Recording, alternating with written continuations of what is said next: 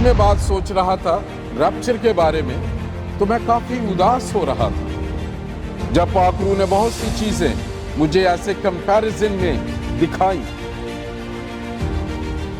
कि पेंटिकॉस्ट का चर्च इतना पावरफुल है, आज का चर्च इतना कमजोर है। मैं तुमसे सच कहता हूं कि जो मुझ पर ईमान रखता है, ये काम जो मैं करता हूं वो भी करेगा, बल्कि इनसे भी बड़े काम करेगा। मुजरिम ठहराने नहीं बल्कि निजात देने आया हूं। मैं आया हूं कि वो जिंदगी पाएं और कसरत की जिंदगी पाएं। खुदा इंसानी जिस्म में पिछला आदम बन के आया क्योंकि पहला आदम नाकाम हो गया था। खुदा ने जो उसके लिए मंसूबा रखा था कि इस बाग की निगहबानी और बागबानी करना और मेरा जलाल ज़ाहिर करना, और यीशु मसीह एग्जैक्टली यही बातें शागिर्दों से कह रहे हैं।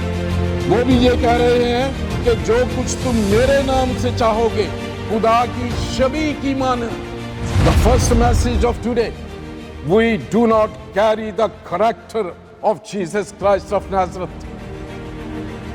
हमारी जो तवक्को है कि दूसरा दुआ करे, हमारी तवक्को है दूसरा मोजज़ा करे, हमारी तवक्को है जो अनॉइंट किए गए हैं वो ही कलाम की मुनादी करें।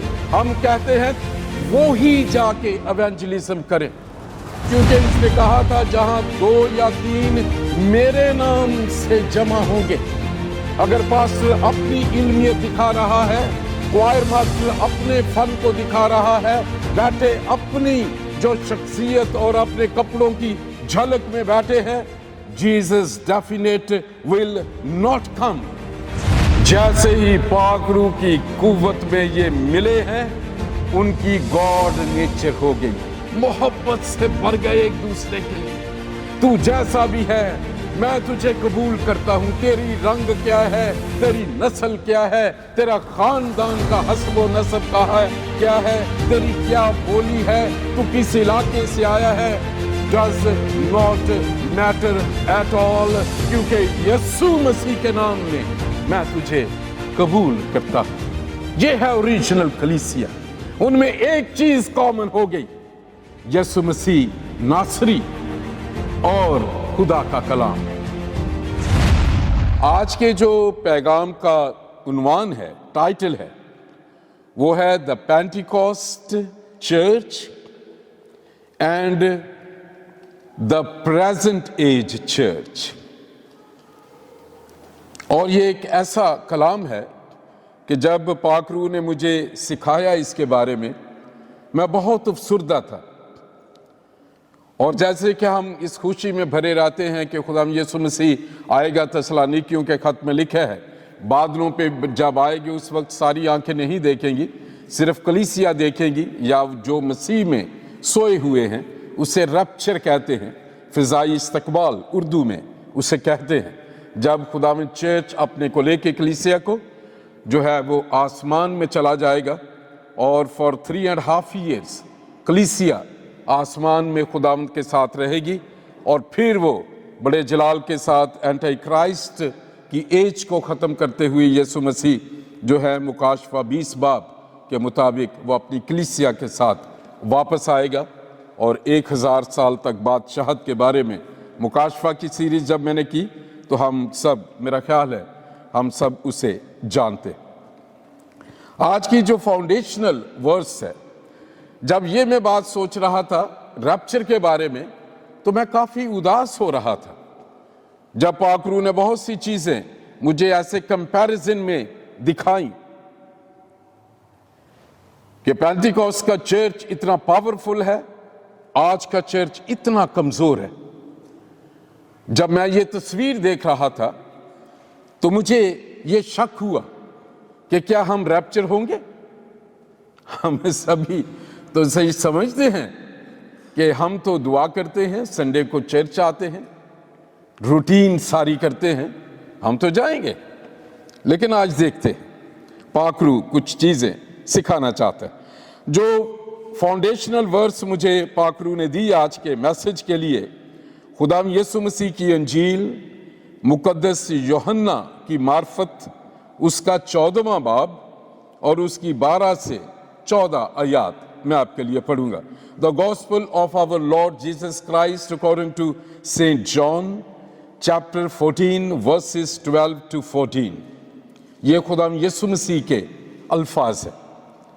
मैं तुमसे सच कहता हूं कि जो मुझ पर ईमान रखता है, ये काम जो मैं करता हूं वो भी करेगा, बल्कि इनसे भी बड़े काम करेगा, क्योंकि मैं बाप के पास जाता हूं। और जो कुछ तुम मेरे नाम से चाहोगे मैं वही करूंगा, ताकि बाप बेटे में जलाल पाए। अगर मेरे नाम से मुझसे कुछ चाहोगे तो मैं वही करूंगा। खुदा का कलाम पढ़ा और सुना जाना बरकत का बायस हो। यह एक बहुत बड़ी स्टेटमेंट है जो खुदा यीशु मसीह ने कही अपने शागिर्दों को। मैं जब इसे सोच रहा था तो मुझे एग्जैक्टली खुदा का ओरिजिनल प्लान नजर आया। पैदाइश पहला बाब उसकी 26, 27, 28 आयत में जो यीशु मसीह ने कहा, एग्जैक्टली खुदा का मंसूबा इंसान को बनाने से पहले यही था। खुदा यीशु मसीह ने यह कहा, मैं तुम्हें सच कहता हूं, जो मुझ पर ईमान रखता है ये काम जो मैं करता हूं वो भी करेगा, बल्कि इनसे भी बड़े बड़े काम। और खुदा ने ओरिजिनल जो प्लान बनाया था उसने क्या कहा था पैदाइश में, वो अल्फाज भी मेरा दिल चाहता है मैं पढ़ूं ताकि उस फाउंडेशन को जाने। हालेलुया। फिर खुदा ने कहा, हम इंसान को अपनी सूरत पर अपनी शबीह की मानद बनाएं। या खुदा यीशु मसीह ने कहा जो मुझ पर ईमान रखता है, और उसमें खुदावंद का ये जो मंसूबा था उसमें सबसे बड़ी बात जो खुदावंद ने कहा बड़े बड़े काम जो है वो करोगे, यहां लिखा है, और खुदा ने उनको बरकत दी और कहा कि फलो, बढ़ो और इस जमीन को मामूरो महकूम करो, और फिर समुद्र की मछलियों और हवा के परिंदों और कुल जानवरों पर जो जमीन पर चलते हैं इख्तियार रखो। यीशु मसीह कहता है कि मैं जो मुझ पर ईमान रखता है ये काम जो मैं करता हूं, खुदा की शबीह पर, उसकी शबीह की मान सूरत पर और उसकी शबीह की मानद बनाया हुआ इंसान, जो खुदा ये चाहता है कि ये आदम उसके साथ जुड़ा रहे, उसके साथ उसका ताल्लुक रहे, और उसकी जो सूरत है इंसान में से दुनिया में नजर आए, और उसकी जो शबीह है वो दुनिया आदम में देखे कि खुदा ऐसा है। खुदा यीशु मसीह को जब हम देखते हैं उसे खुदा का बेटा कहते हैं। खुदा यीशु मसीह ने कहा कि जिसने मुझे देखा उसने बाप को देखा। खुदा में जो कुदरतें थी, जो पाकीज़गी थी, बेऐन ही यीशु मसीह में हमें नजर आती हैं। वो गुनाह माफ करता है, यीशु मसीह गुनाह माफ करता था। वो जिंदगी देता है, यीशु मसीह ने जिंदगी दी, और उसने वादा किया कि मैं जो है तुम्हें मुजरिम ठहराने नहीं बल्कि निजात देने आया हूं। मैं आया हूं कि वो जिंदगी पाएं और कसरत की जिंदगी पाएं। खुदा जो है वो मोहब्बत करता है, और यीशु मसीह ने मोहब्बत की एक एक चीज वो मोजज़ात करता है। यीशु मसीह ने मोजज़ात किए, वो मुर्दे जिंदा करता है। यीशु मसीह ने जो है मुर्दे जिंदा किए। खुदा कभी फना नहीं होता, यीशु मसीह मरा नहीं, वो मुर्दों में से हमारी जगह जिंदा हुआ। एग्जैक्टली खुदा यीशु मसीह वही कह रहा है अपने शागिर्दों को जो खुदा ने आदम को बनाने से पहले मंसूबे में कहा, और फिर उन्हें कहा फलो, मेरा कलाम, मेरी कुदरत, मेरा जलाल। असल में खुदा ने आदम को यह बनाया था कि वो जमीन पर इख्तियार रखे, खुदा के साथ जुड़ा हुआ, खुदा की बादशाही को रिफ्लेक्ट करे। जो मोजज़े भी यीशु मसीह ने किए ये असल के लिए आदम के लिए असाइंड थे। खुदा इंसानी जिस्म में पिछला आदम बन के आया क्योंकि पहला आदम नाकाम हो गया था। खुदा ने जो उसके लिए मंसूबा रखा था कि इस बाग की निगहबानी और बागबानी करना, और मेरा जलाल जाहिर करना। और यीशु मसीह एग्जैक्टली यही बातें शागिर्दों से कह रहे हैं। वो भी ये कह रहे हैं कि जो कुछ तुम मेरे नाम से चाहोगे खुदा की शबी की मानंद। कि खुदा के यीशु मसीह के नाम का क्या मतलब है, यीशु मसीह के नाम में मांगने का क्या मतलब है। हम अगर इसे समझाने के लिए मैं ऐसे कर सकता हूं, अगर एक बेटा अपने बाप का नाम लेता है कहीं जाकर किसी मैनेजर के पास, जाहिर है उस मैनेजर का या उस कंपनी का वो जानते हैं उस बेटे के बाप को, उस लड़के के बाप को, उसके ताल्लुकात उस मैनेजर से अच्छे होंगे, वो अच्छे इखलाक की वजह से जो है वो जाना जाता होगा। और बाप को कॉन्फिडेंस है क्योंकि मेरे ताल्लुकात अच्छे हैं, मेरा करैक्टर उनके साथ अच्छा है और वो मेरी इज्जत करते हैं, मैं उनकी इज्जत करता हूं। जैसे ही मेरा बेटा मेरा नाम लेके उनसे बात करेगा वो मुझे ऑनर करेंगे और मेरा बेटा भी उसी किरदार में उनसे बात करेगा कि मुझे आपकी कंपनी में जॉब चाहिए। कलीसिया या हम आज यीशु मसीह के नाम पे एकदम चीजें क्यों नहीं होती? The first message of today, we do not carry the character of Jesus Christ of Nazareth. हमारी जो तवक्को है कि दूसरा दुआ करे, हमारी तवक्को है दूसरा मोजज़ा करे, हमारी तवक्को है जो अनॉइंट किए गए हैं वो ही कलाम की मुनादी करें। हम कहते हैं वो ही जाके एवेंजलिज्म करें। द करैक्टर ऑफ जीसस, पाकीज़गी यीशु मसीह की, वो जब एग्जैक्टली उस तरह नहीं होगी उसका नाम इनवैलिड हो जाता है क्योंकि उसने हमें रास्तबाजी अता की। और उसके बाद हम देखते हैं खुदाम यीशु मसीह ने वो सारी ओरिजिनल को उसने ये कहा। और फिर बहुत इंटरेस्टिंग बात है, अमाल की किताब में खुदाम यीशु मसीह जब आसमान पर गए हैं, उन्होंने एक स्टेटमेंट उनकी है, एक बयान उनका है जो शागिर्दों को उन्होंने कहा। अमाल पहला बाब और 8वीं आयत, लेकिन जब रूहुल कुद्दस तुम पर नाजिल होगा तो तुम कुव्वत पाओगे और यरूशलेम और तमाम यहूदिया और सामरिया में बल्कि जमीन की इंतहा तक मेरे गवाह होगे। ये कहकर वो उनके देखते देखते ऊपर उठा लिया गया और बदली ने उसे उनकी नजरों से छुपा लिया। यह है खुदाम यीशु मसीह ने उन्हें कहा। और लूका की इंजील में पहले कहा था कि जब तक आलम बाला से कुव्वत का लिबास तुम्हें ना मिले। अब एग्जैक्टली शागिर्दों ने वही किया है। अगर पढ़ के देखें, उसे मैं अभी ज्यादा आगे नहीं पढ़ना चाहता। उन्होंने पहली जो बात की है जो खुदा चाहता था आदम से, ओबीडियंस, कि उसके हुक्म को माने। आपने पहली तिलावत सुनी इस 28वें बाब में, खुदा ने कहा कि अगर तुम मेरे हुक्मों को मानोगे तो ये सारी बरकतें तुम्हें मिलेंगी, और जिस दिन तुम इन हुक्मों को नहीं मानोगे ये लानतें तुम पर नाज़िल होंगी। इस्तिस्ना 28 बाब जो पहली आपने तिलावत सुनी है। सो गॉड इज ऑलवेज इंटरेस्टेड कि उसकी क्रिएशन, उसकी मखलूक उसके हुक्मों को माने, उसके मुताबिक चले, क्योंकि उसका मंसूबा था आदम के लिए, एक मकसद के लिए। उसने हुक्म दिया था इस नेक व बद की पहचान के दरख्त के फल में से ना खाना। खुदाम यीशु मसीह कहते हैं यूहन्ना की इंजील में, अगर तुम मुझसे मोहब्बत रखते हो तो मेरे हुक्मों पर अमल भी करोगे। और खुदाम यीशु मसीह यही बात शागिर्दों को कह के गए कि ठहरे रहना। एंड प्रेज गॉड, ये शागिर्द ठहर गए। ये गए एक बालाखाने में यरूशलेम में, ये ठहर गए, बात मानी। ठहरे क्यों रहे? इंतजार कर रहे हैं कि हमें कुव्वत का लिबास मिलेगा।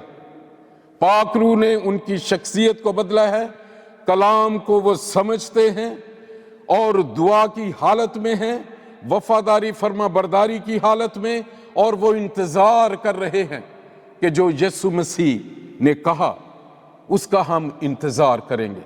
Number 1, they were very obedient and they were waiting and trusting on the words what Jesus spoke. Eid Pentecost के दिन जो यीशु मसीह ने कहा, कुव्वत का लिबास उन्हें मिला। पिछले संडे हमने इस पे बात की। उस दिन एक ही सरमन से 3000 की कलीसिया बनी, उस पे हम बात कर चुके हैं। फिर अभी जो आपने दूसरी तिलावत सुनी, इसका दूसरा जो पॉइंट है आज के मैसेज का, वो बड़ा खूबसूरत पॉइंट है। यहां एक लफ्ज है, 41वीं आयत है, अमाल 2 बाब 41 वर्स। बस जिन लोगों ने उसका कलाम कबूल किया, एक्सेप्टेंस, कबूलियत किसकी? कलाम की। किस कलाम की? जो यीशु मसीह, वो कलाम जिसने इंसानी जिस्म लिया। इसको सिलसिलावार आप देखिएगा, आप जितने सुन रहे हैं। उन्होंने कलाम सुना, कलाम ने उनके दिल तोड़े। पतरस ने कहा, तुम में से हर एक अपने गुनाहों की माफी के लिए यीशु मसीह के नाम में बपतिस्मा ले।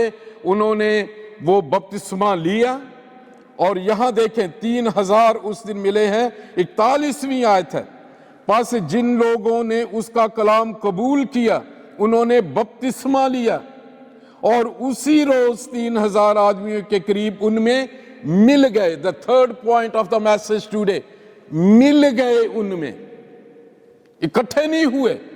इकट्ठी भीड़ का फर्क है, मिल जाना किसी से, दिल मिल जाने, ख्याल मिल जाना, आवाज मिल जानी, जहन मिल जाना, माली तौर पे मिल जाना, नफ्सियाती तौर पे मिल जाना, ईमान में मिल जाना। And that is the key word of 3 point, third point today, the message जो पाक रूह ने मुझे कहा।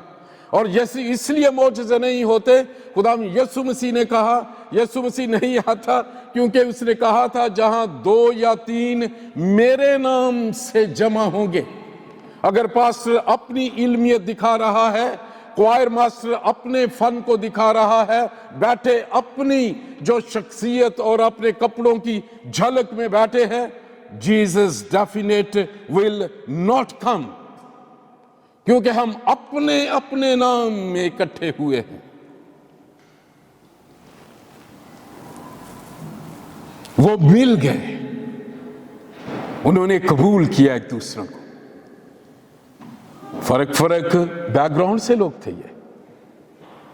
जैसे ही पाक रूह की कुव्वत में ये मिले हैं, उनकी गॉड नेचर हो गई, मोहब्बत से भर गए एक दूसरे के लिए। तू जैसा भी है मैं तुझे कबूल करता हूं। तेरी रंग क्या है, तेरी नस्ल क्या है, तेरा खानदान का हस्बो नस्ब क्या है, तेरी क्या बोली है, तू किस इलाके से आया है, does not matter at all, क्योंकि यीशु मसीह के नाम में मैं तुझे कबूल करता हूं। यह है ओरिजिनल कलीसिया। उनमें एक चीज कॉमन हो गई, यीशु मसीह नासरी और खुदा का कलाम। उसके बाद क्या हुआ? 42वीं आयत है, और ये यानी ये जितने मिली हुई ये जो जमात थी, एक तो ये मुकद्दसीन ईमानदारों की जमात थी, सब ईमान ला चुके थे, एक पेज पे थे। उन्होंने कलाम भी सुना, उन्होंने बपतिस्मा भी लिया। ये नहीं कि कलाम सुना, बपतिस्मा नहीं मैं कबूल करदा, मिले नहीं।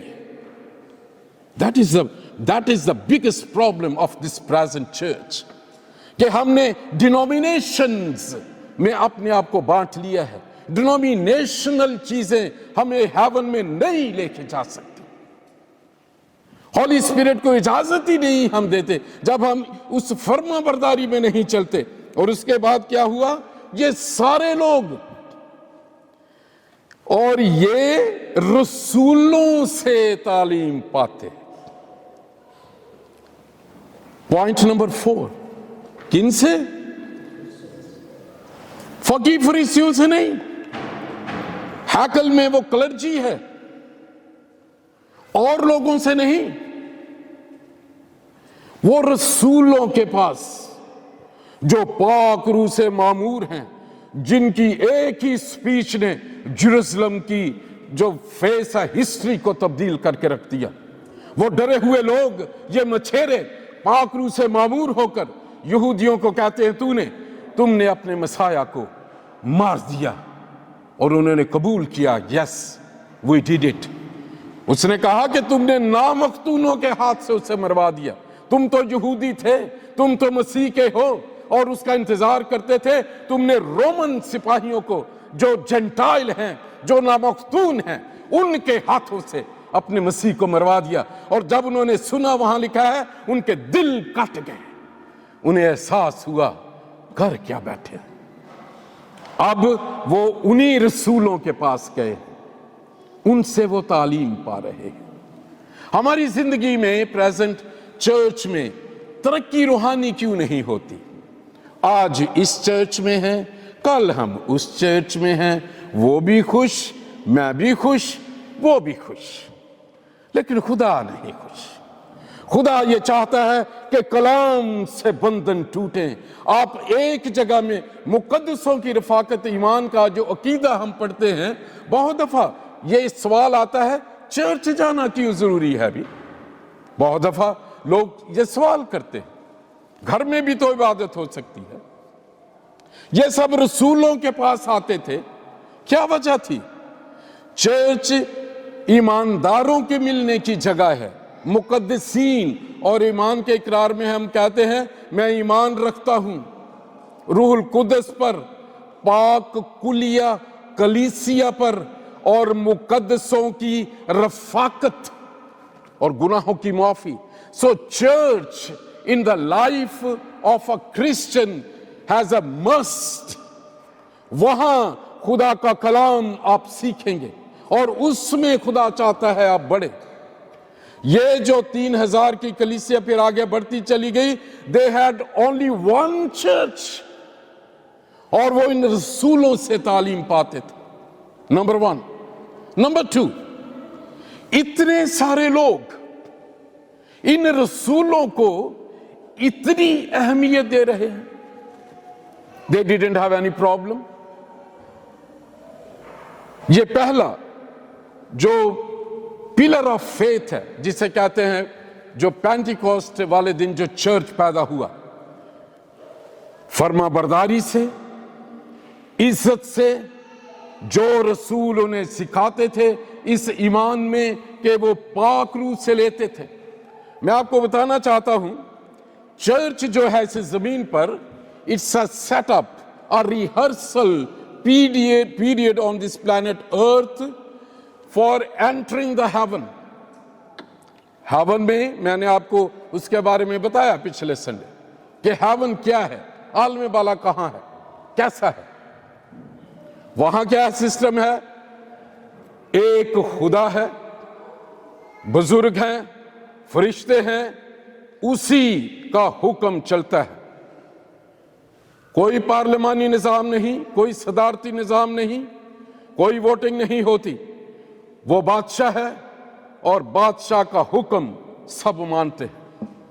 खुदा ने ये सेटअप मूसा के जरिए शरीयत में लेके आया। खुदा था, मूसा था, शरीयत थी, वो खुदा का कलाम उन्हें सिखाता था। गिनती 16 बाब पढ़ के देखें, बनी कोरा में से कुछ लोग उठे, वो मूसा की खिलाफ उन्होंने बगावत कर दी। उन्होंने कहा ये कौन है? ये कहता है कि खुदा हमसे बात करता है, मुझसे बात करता है, खुदा हमसे भी बात कर सकता है। ये कोई बहुत बड़ा चौधरी है, हम इसको कबूल नहीं करते। नंबर्स चैप्टर 16 पढ़ के देखें, खुदा ने मूसा को कहा, मूसा एक तरफ पीछे हट जा, और खुदा के हुजूर से आग नाजिल हुई, जमीन फट गई, और बनी कोरा का एक एक शख्स और उसके मुवाशी तक भस्म हो गए। God never liked it. हम खुदा के हुजूर जो अपनी डेमोक्रेसी नहीं ला सकते, वहां एक ही नाम है, एक ही कलाम है, और खुदा यही चाहता है कि रसूलों के जरिए, उसके अनॉइंटेड लोगों के जरिए उसका कलाम उसके लोग फरमाबरदारी से सुने और वहां कायम रहे, उसमें तरक्की हो। सेकंड पिलर ऑफ फेथ, रफाकत रखते। They had a fellowship. जब मैं बातें कर रहा हूं, सोचिए इसके वाइस वर्सा देखें प्रेजेंट चर्च, उसको मैं ज्यादा टच नहीं करूंगा। It is sad. हम खुद जान सकते, सच्चाई साफ कर सकती है। दूसरी है रफाकत रखना। यह रफाकत कैसी थी? लोग चाहते थे, रसूलों से तालीम पाई है, पास्टर नहीं, सिर्फ एवेंजलिस्ट नहीं, ये सारी कलीसिया बाहर निकल के जाती थी, कलाम सुनाती थी जो सीखा हुआ है। और कलीसिया, ये लिखा है अमाल में पढ़ के देखें, और लोग बढ़ते ही जा रहे थे, 5000 हो गए। किन की वजह से? रसूल सड़कों पे वो अपना काम तो कर रहे थे, लेकिन ये कलीसिया एक एक जो मसीही है, वो इस जो कमीशन के अंदर है, जाके दुनिया में इंजील की मुनादी करो, और जो ईमान लाए उसे बाप बेटे रूहुल कुद्दस के नाम में बपतिस्मा दो। Every Christian has this commission. लेकिन प्रेजेंट एज में हम क्या देखते? ये एक कलाम सुनते थे, जो नहीं होते थे उनको कलाम पहुंचाते थे। मोबाइल फोन नहीं थे, आजकल तो बहुत इजी है, ऐसा नहीं था, जाना पड़ता था। और उनकी फेलोशिप ये थी, एक दूसरे को इनकरेज करते थे। हर कोई अपना दुख उनके साथ, अपनी गवाहियां उनके साथ, अपना अकेलापन उनके साथ, अपनी गरीबी उनके साथ। ऐसी मसीही फेलोशिप। और तीसरी बात थी, रोटी तोड़ते थे, वो याद रखते थे इसको। ये सब बॉर्न अगेन जिन्होंने ईमान लेके आए थे, सिर्फ वही शारवानी लेते थे, क्योंकि वो यीशु मसीह को जानते थे। इसलिए जब ये रोटी तोड़ी थी, यीशु मसीह ने सिर्फ एक बात कही कि मेरी यादगारी में ये किया करना, इसलिए कि कहीं भूल ना जाओ, मैंने तुम्हारे गुनाह के लिए ये मार खाई है, मैंने वो सजा उठाई है जो तुमने उठानी थी।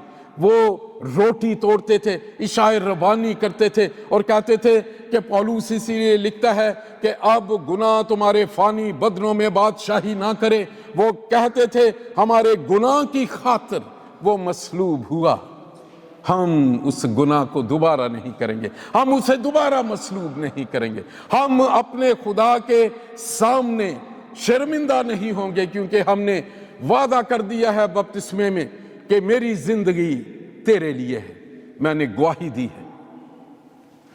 और चौथी जो पिलर ऑफ फेथ है, वेरी इंटरेस्टिंग। और दुआ, ये नहीं लिखा वो दुआ करते थे, क्या लिखा है? वो दुआ करने में मशगूल रहे।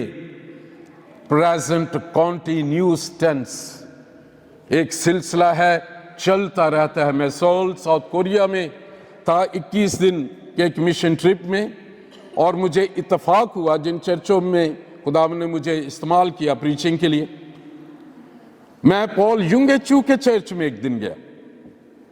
बहुत बड़ा चर्च, 25,000 के लिए, अगर आप में कोई साउथ कोरिया गया है। वहां कुछ बॉक्सेस हैं, उसमें लोग 24 आवर्स दुआ ही करते रहते हैं। ड्यूटी से एक आ गया है, एक चला गया है, दूसरा बैठ गया है, 24 आवर्स। Can you imagine? रातों को वो पहाड़ के ऊपर चढ़ के होल नाइट प्रेयर मीटिंग कर रहे हैं। और मैं आपको बताऊं, south Korea with in few years वो दुनिया के नक्शे पे इतनी तेजी से ऊपर गया कि दुनिया हैरान होकर रह गई कि ये भी कोई कौम है। अगर आप जाएं अगर साउथ कोरिया तो जाके देखिए, इतने चर्चेस हैं और दुआ। मैं उस वक्त में मेरी जब भी बारी होती थी, उस चर्च में जहां मैं खिदमत कर रहा था, जहां पे और भी खुदा के बड़े मिनिस्टर थे और वहां पे सेमिनार्स हो रहे थे, हमेशा मेरी बारी early in the morning first service में आती थी, 4 बजे होता था। और मैं हैरान होता था जब वर्शिप के बाद मैं वहां आता था, चर्च फुल होता था, पैक्ड, लोग ड्यूटी जाने से पहले, और वो अंदर हैं, बाहर लाइन लगी हुई है। मैं मैसेज करके, वो प्रीचिंग करके मैं निकला हूं, ये लोग लाइन से निकले हैं, दूसरे इस तरफ से आ रहे। It was thrilling. और ये कलीसिया है दुआ में लगी रही। This early church was church of prayer. दुनिया को बदल के रख दिया इन लोगों ने। हम दुआएं कराते फिरते, कभी उससे कभी इससे। यस्सु के नाम में दुआएं होती हैं, होता ही नहीं, क्योंकि कैरेक्टर ऑफ यस्सु का, जीसस का प्रेजेंट कलीसिया में नहीं है। और एक और बात मैं ये बताना चाहता हूं, पॉइंट नंबर 5 या 6 जो भी होगा इस मैसेज का। और जो ईमान लाए थे वो सब एक जगह रहते थे और सब चीजों में शरीक थे, और अपना मालो सबाब बेच बेच कर हर एक की जरूरत के मुआफिक सबको बांट दिया करते थे, और हर रोज एक दिल होकर हैकल में जमा हुआ करते, और घरों में रोटी तोड़कर खुशी और सादा दिली से खाना खाया करते और खुदा की हम्द करते, और सब लोगों को अजीज थे, और जो निजात पाते थे उनको खुदावंद हर रोज उनमें मिला देता था। और ईमानदारों की जमात एक दिल और एक जान थी, और किसी ने भी अपने माल को अपना ना कहा, बल्कि उनकी सब चीजें मुश्तरक थीं। और रसूल बड़ी कुदरत से खुदावंद यस्सु के जी उठने की गवाही देते रहे, और उन सब पर बड़ा फजल था, क्योंकि उनमें कोई भी मुताज नहीं था।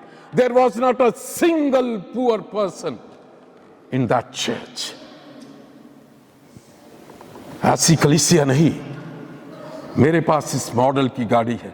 बड़े साल पास्टर जी हो गए थे, 25 साल तो इत्थे हो, ਇੱਕੋ ਹੀ ਘਰ, ਉਹਦੇ ਚ ਵੀ ਆ ਚੀਜ਼ਾਂ ਹੋਣ ਵਾਲੀਆਂ ਨੇ, ਟੈਕਸੀ ਚਲਾਉਣ ਦੇ। ਮੈਨੂੰ ਵੇਖੋ, हैं जी, 5 साल भी नहीं हुए, काम भी नहीं करीदा। See the difference. इनमें एक भी मुताज नहीं है। सुनिए, क्योंकि उनमें कोई भी मुताज ना था, इसलिए कि जो लोग जमीनों या घरों के मालिक थे, दिलों पे हाथ रख के सुनिएगा, जो लोग जमीनों या घरों के मालिक थे, उनको बेच कर बिकी हुई चीजों की कीमत लाते और रसूलों के पांव में रख देते थे, फिर हर एक को उसकी जरूरत के मुआफिक बांट दिया जाता था। आप देखें, प्रेजेंट एज में कुछ कम्युनिटीज है, मैं उनका नाम नहीं लेना चाहता, उनको पता चल जाए उनका शख्स आ रहा है, उसकी फ्लाइट से पहले उसके बिजनेस के लिए कोशिश शुरू हो जाएगी, उसके घर के लिए कोशिश शुरू हो जाएगी, उसके जो इमरजेंसी फंड के लिए उस कम्युनिटी में कोशिश शुरू हो जाएगी। एक निशान है उनका, एक खास किस्म की सिल्वर की अंगूठी होती है बस उनकी, और जैसे ही वो देखते हैं कि ये अंगूठी है, वो जानते हैं कि ये मेरी कम्युनिटी का है। कनाडा में बहुत पावरफुल कम्युनिटी है। उनके लोग आते हैं, आते ही उनका इमिग्रेशन स्टेटस बदल जाता है। यहां से लिया, यहां से, इब्तदाई कलीसिया से। आइए हम चंद लम्हे अपने सरों को झुकाएं।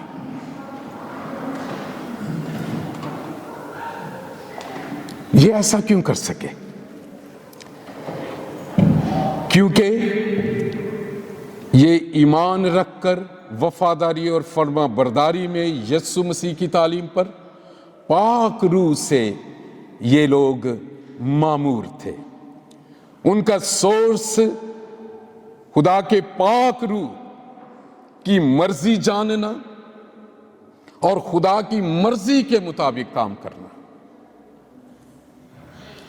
मौजूदा कलीसिया हम अपनी मर्जी प्रेयर रिक्वेस्ट की सूरत में रख देते हैं कि मिलकर दुआ करो कि मेरी मर्जी वो खुदा पूरी करे।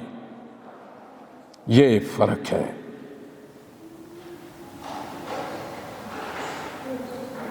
वो मोहब्बत, कुर्बानी, कबूलियत का मंबा थे।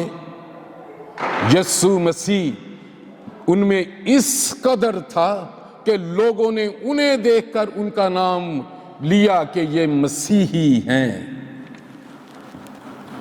आज की कलीसिया को बड़े बड़े बैनर्स लगवाने पड़ते हैं। क्रूसेड हो रहा है, बीमारों को लेके आए। बीमार आते हैं, वो ज्यादा बीमार होके वापस चले जाते हैं। वो दुआ में मशगूल रहने वाली कलीसिया थी। आइए आज इस आई ओपनिंग मैसेज के लिए आप जो किसी भी मीडियम से ये पैगाम सुन रहे हैं, खुदावंद यीशु से अपना ताल्लुक बनाएं, अपनी जिंदगी उससे दें, डिनोमिनेशनल बैरियर से निकल जाएं, लोगों को खुश करने की बजाय खुदा को खुश करें। जैसे पतरस कहता है, ये मुनासिब नहीं कि मैं आदमियों को खुश करूं और खुदा को नाराज कर दूं। अगर हम आदमियों को खुश करेंगे वो फिर नाराज हो जाएंगे। अगर खुदा को खुश करेंगे तो उन नाराज हुए हुए आदमियों को भी वो आपके दोस्त बना देगा। आइए सोचिए, आज का प्रेजेंट एज का चर्च इतना कमजोर क्यों है, इतना बटा हुआ क्यों है, इतने झगड़ों में क्यों है, एक ही चर्च में 5-5 ग्रुप क्यों हैं, क्यों हर रसूलों के बारे में ही तनकीद होती है।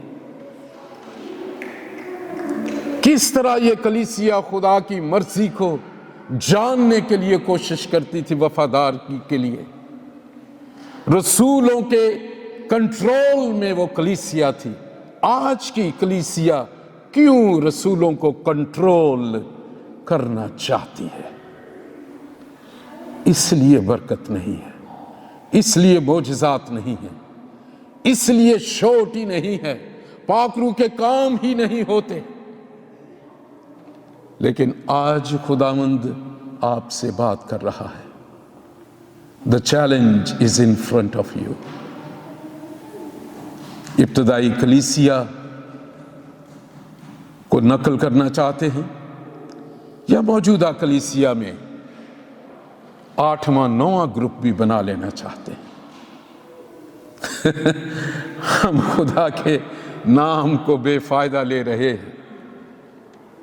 हम समझते हैं हम हेवन में चले जाएंगे, बट द बैड न्यूज़, अगर हमारा ये हाल रहा तो नहीं जाएंगे। यीशु मसीह कह देगा, ऐ रियाकारो, उस हमेशा की आग में चले जाओ जो तुम्हारे लिए तैयार की गई है शैतान के साथ, क्योंकि मेरी तुमसे कभी वाकफियत ही ना थी।